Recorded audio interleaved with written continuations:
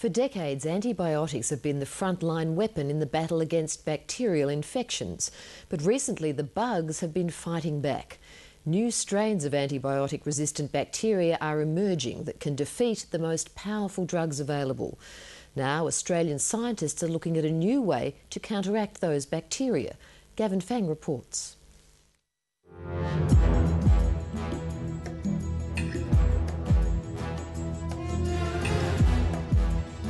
You're about to get a glimpse of one of the best-kept secrets in Australian science. For security reasons, the scientists who work here don't like to advertise the address. There are always people who misunderstand the purpose of a given institution. What they're trying to protect is one of the most powerful computers in the country.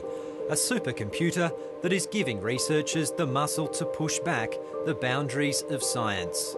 What used to take us many days can now be done in several minutes. That's not to say that what we do takes several minutes. What we do instead is we do much larger problems. We tend to expand out the problems that we're thinking about, but that's really how science has progressed. So the computing power changes the problems that you think about and the scale that you think about it. It lets you do new things that you couldn't do before. The IBM Blue Gene computer, as it's known, can perform about 25 trillion computations every second, making it tens of thousands of times faster than a home PC. The machines we have are collections of processors not greatly different from what you might have in a desktop computer.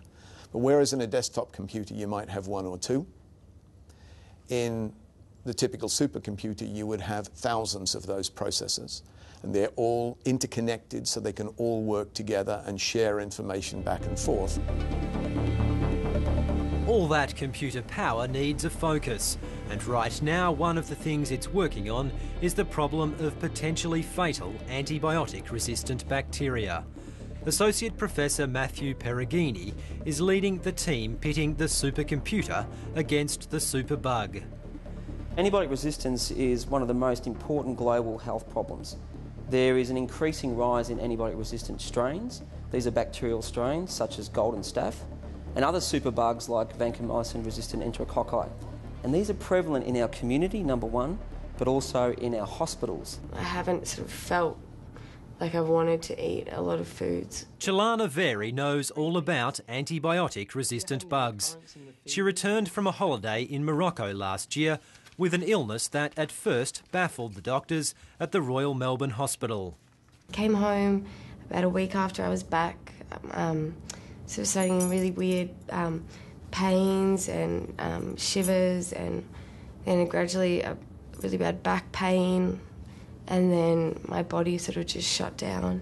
I was getting my blood monitored sort of 3 times a day. I was getting constant like heavy painkillers. I remember looking outside and just thinking, like, no one even knows what this is. No one knows what I've got. No one really knows how, like, what they can do to treat it.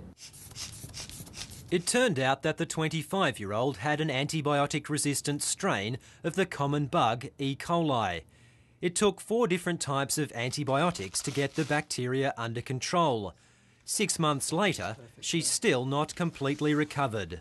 Christmas was like the first time I really felt like food, and I just sort of felt well because I've just, it's everything, and my immune system's been really bad since, and I've just been really tired, and to sort of get back into the real world took a really, long, slow process. Antibiotic-resistant bacteria strains are on the rise because of overuse of drugs, in humans and in livestock. In fact, completely drug-resistant strains of diseases like tuberculosis are emerging overseas. There are now several thousand cases of antibiotic-resistant bugs in Australia every year. The next stage is then to grab the rotor. But it could be that the enzymes that are found in the bacteria are the answer to the problem. The bacterium have a number of different metabolic pathways that are essential for survival, and essential also for virulence. So what we're doing, we're targeting that pathway, a key pathway which keeps the bacterium alive. doesn't exist in humans, in the host.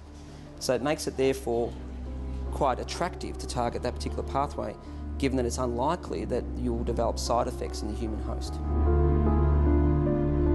This is what the enzyme looks like, and it's where the supercomputer comes into play.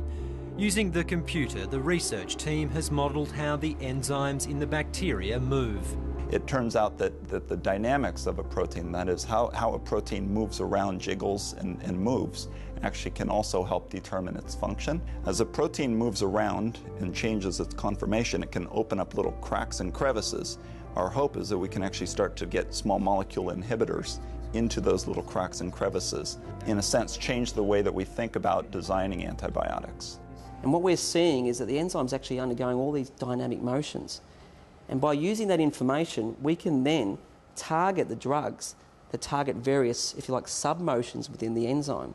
And this is really exciting. So 5 years ago, this was imagination, and now it's becoming reality, because we can take out static structures and watch them move. And that helps us discover new antibiotics.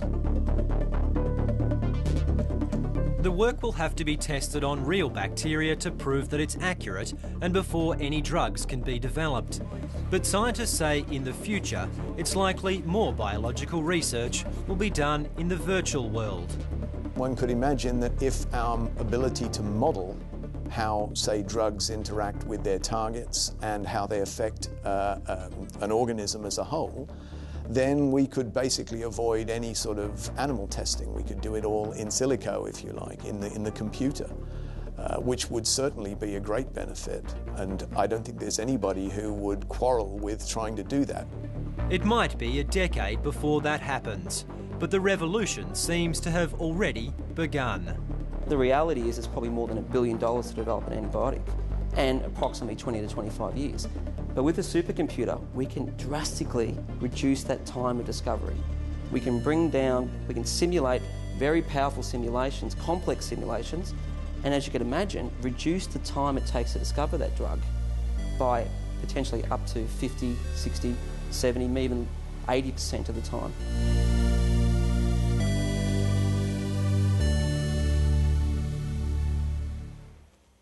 Gavin Fang with that report.